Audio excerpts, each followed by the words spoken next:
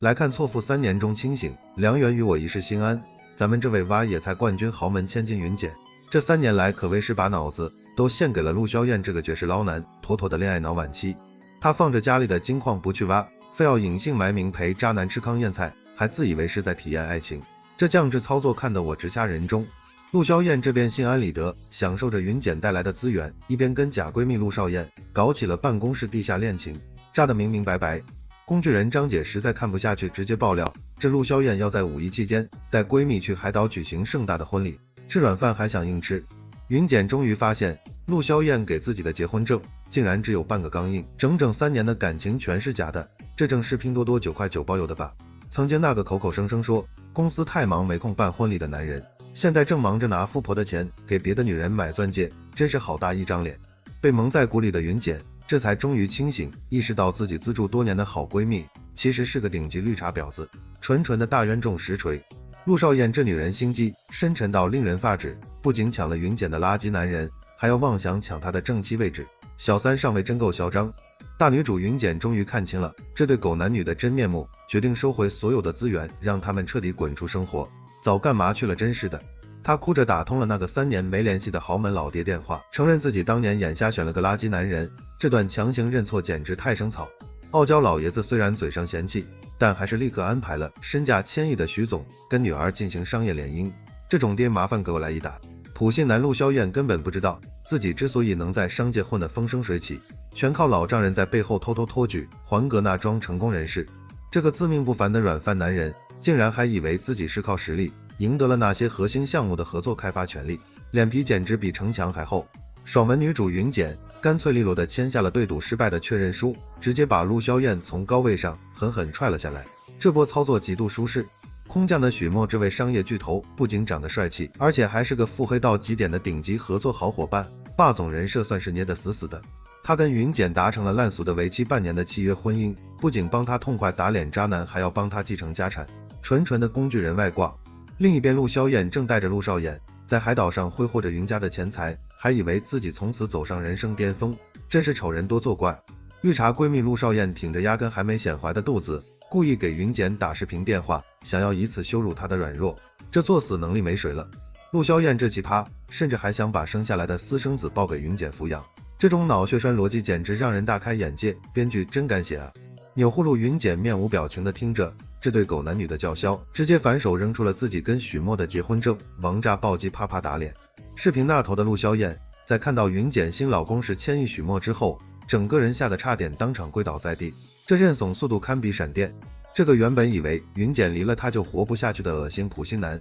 现在终于体会到了什么叫降维打击，看他那便秘脸真爽。霸总许墨一把搂住云简的肩膀，对着镜头宣示主权，顺便掐断了陆潇燕所有的生意财路。男主这波装杯我给满分。曾经那个在陆潇燕面前卑微到尘埃里的云简，现在已经是整个豪门圈最尊贵的女人，拿回金手指就是爽歪歪。陆潇燕回想起这3年的点点滴滴，才发现自己丢掉的是一个能让她飞升的聚宝盆，后悔了吧你个有眼无珠的瞎子。此时的陆少燕还在做梦妄想成为陆太太，却不知道陆潇燕的公司早就已经面临破产的危机，双双把家还了。这种为了钱财不择手段的毒妇女人，最后也只能眼睁睁看着自己的豪门梦彻底碎了一地，大快人心的恶有恶报。云简回到久违的奢华豪门大别墅里，发现这里的一草一木都比渣男那廉价的诺言要真，有钱人的快乐想象不到。以前他为了狗屁爱情可以自甘堕落，现在他要为了事业让所有看不起他的人付出惨痛代价。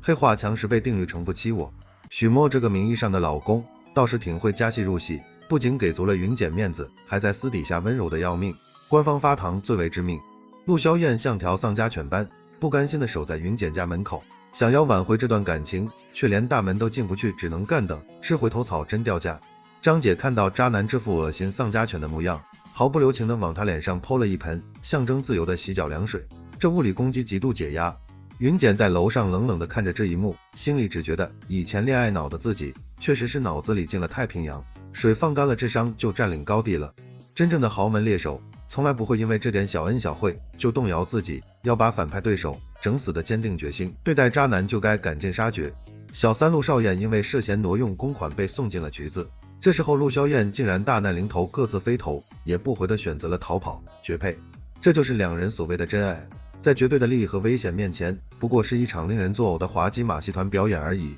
看笑话就完事了。云简坐在男主许墨的副驾驶上，终于明白了什么才是真正能让他感到安心的平等尊重。副驾驶果然是官配专属位，那些曾经被他亲手给出去的喂狗机会，现在大女主她都要一件不留的全部收回到自己的手中，拿来吧，你全给我吐出来。许墨在深夜里对云简说出了那句蓄谋已久的表白，老套路，原来他早就暗恋这位大小姐多年，竹马天将哪家强。这场原本只是为了利益的商业联姻，在酒精和月色的烂俗衬托下，逐渐变了原来的暧昧味道。编剧疯狂按头磕 CP， 陆肖燕这种只会吃软饭的垃圾男人，注定只能在贫民窟里捡垃圾，回忆他那并不存在的辉煌过去，妥妥的现世报。那些被他伤害过的感情和被他欺骗过的人，都不会再给他任何东山再起的微小可能，让他把牢底坐穿才好呢。云简终于穿着价值千万的奢华定制婚纱，在盛大的婚礼现场接受着所有名流人士的真心祝福，这波豪华狗粮我干了。他的豪门老父亲在台上老泪纵横，终于感慨自己的宝贝闺女总算是把脑子重新装回去了，当爹的真是不容易啊。这场降智闹剧最终以渣男破产和绿茶坐牢画上了句号，这是大快人心的标准无脑爽文结局设定，可以撒花完结了。我们洗白白的女主角终于开启了属于她自己的霸气女王之路，以后再也没有不长眼的炮灰敢欺负她，爽度直接拉满。许墨这忠犬在旁边默默地守护着他的新娘，心中暗自发誓，绝对不会再让她受一点点的委屈。深情男主不过如此。故事告诉我们，女人千万不要在垃圾桶里找男朋友，否则最后连自己是怎么死的都不知道。这警示横言，请全文背诵。只有把自己搞事业变强大，才能像云简这样拥有随时掀桌子换个极品富豪男人的底气和实力，搞钱才是硬道理。至于陆肖燕和陆少燕那对绝配烂人，就让他们在互相埋怨撕逼中度过悲惨余生，请原地锁死吧，那才是最好的报应。欢迎订阅，下集更精彩哦。